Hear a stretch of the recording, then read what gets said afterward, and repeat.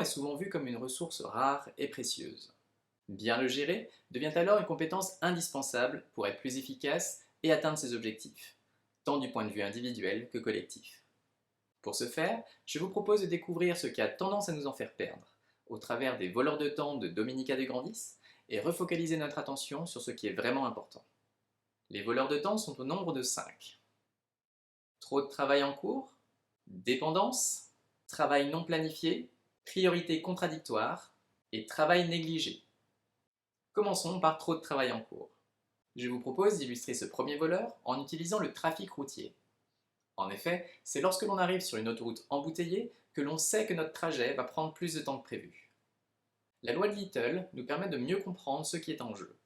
Ainsi, si l'on fait le parallèle, cela nous indique que plus on traite d'éléments en même temps, et plus le temps de réalisation sera long. Cela implique alors une perte d'efficacité et une augmentation des coûts.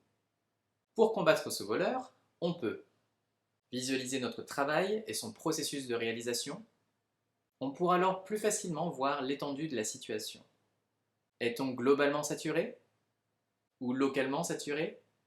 On pourra ensuite définir une limite de travail en cours pour augmenter notre productivité. Ici, dans notre exemple, on a limité à 5 éléments de travail en cours dans la colonne validation. Gardez en tête la loi de Carlson qui dit « Un travail réalisé en continu prend moins de temps et d'énergie que lorsqu'il est réalisé en plusieurs fois. » J'introduirai le deuxième voleur par la citation suivante. Chaque dépendance double vos chances d'être en retard. Intéressant, n'est-ce pas? Essayons de mieux comprendre pourquoi. Imaginons une tâche à réaliser nécessitant à la fois une action A et une action B. Cette tâche est donc sujette à une double dépendance. Si l'on prend tous les cas possibles, qu'il n'y ait aucune des deux actions, qu'il n'y ait que l'une ou l'autre des actions, ou qu'il y ait effectivement les deux actions, on se rend compte que l'on n'a en fait qu'une chance sur 4 d'être dans les bonnes conditions pour réaliser la tâche dans les temps.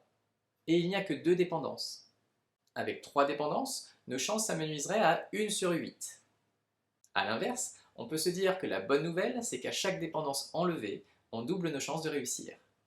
Pour combattre ce voleur, on peut visualiser les dépendances pour tenter au mieux de les planifier et de nous organiser, s'assurer d'avoir l'ensemble des compétences nécessaires pour pouvoir amener le travail jusqu'au bout, découper le travail en de petits éléments indépendants de valeur. Malgré tout l'effort que l'on peut mettre à planifier notre travail, on le sait, il y aura toujours des imprévus. Ce qui importe est d'apprendre à bien les gérer. Le travail non planifié n'est pas problématique en soi. En effet, il peut simplement être un oubli ou un ajustement qui va apporter de la valeur à ce que l'on produit. C'est plutôt l'interruption qu'il peut générer qu'il est nécessaire de traiter, car en fait, c'est elle qui peut grandement impacter notre productivité. Pour cela, on peut distinguer différents types d'interruptions. Celles qui correspondent au sujet de la tâche actuelle, celles qui sont courtes et sans rapport avec la tâche actuelle, et celles qui sont longues et sans rapport avec la tâche actuelle. C'est cette dernière qui va nous demander plus d'efforts et de temps pour nous y remettre. Pour combattre ce voleur, on peut évaluer l'impact de l'interruption sur notre travail actuel.